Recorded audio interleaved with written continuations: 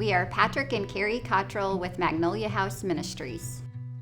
Magnolia House Ministries exists to help women going through crisis, to help them transition to independent living. We come alongside them and their children and help them to learn life skills. We help them find a job. We help them find a home. And most of all, we love on them and we come alongside them and encourage them.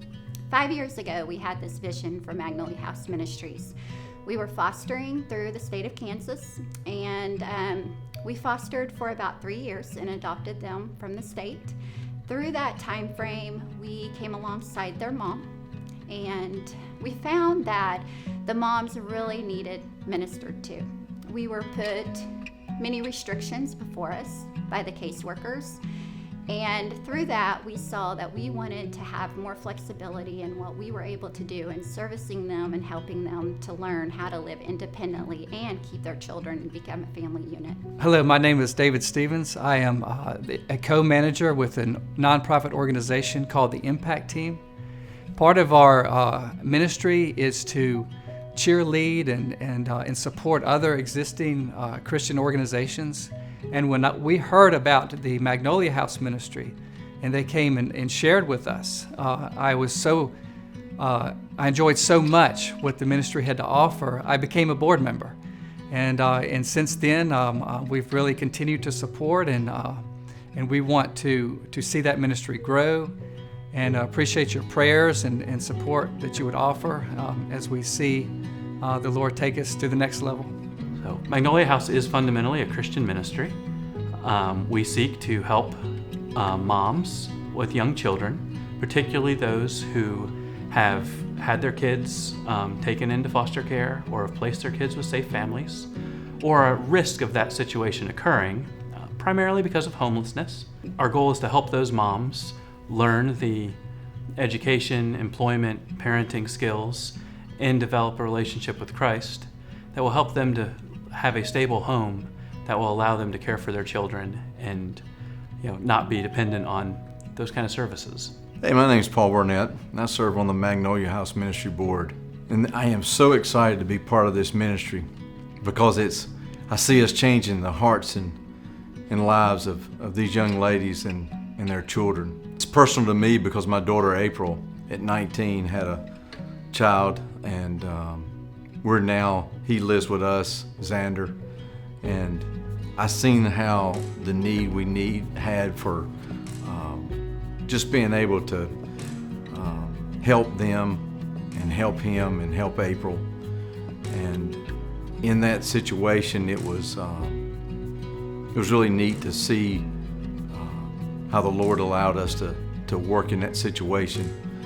And I'm so excited to be part of this ministry because through that, the Lord's worked in mine and Teresa's life to help us be able to help these ladies through Magnolia House Ministries. So before we moved into Magnolia House, my two children and I were living with the children's father, my husband, who is dealing with some anger issues. He's dealing with alcoholism and substance abuse in general. And we were living in a not so safe neighborhood. And it had gotten to the point where I knew that it was no longer safe for us to be there. And I took the kids and moved in with my parents. And then about a month went by and I was looking for affordable housing, and I was told about Magnolia House Ministries. The services that drew me to Magnolia House Ministries were initially the housing, financial services, childcare, house cleaning if I needed it, help with food, and help with obtaining other services like legal advice, and ways to make our lives more doable as we went through this transition. I will definitely be staying in contact with everyone, and I have plans to assist the ministry in any way that I can moving forward, especially as the kids get a little bit older and I have more time to be able to devote to it. I would love to become a ministry member myself. After we leave Magnolia House Ministries, I'm fully confident that the children and I will be in safe housing.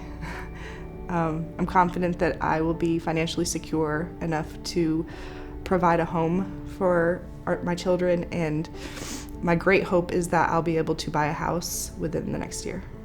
Jesus said, "Whatever you do for the least of these, you also do for me." We're not able to pick and choose who the least of these are in our lives.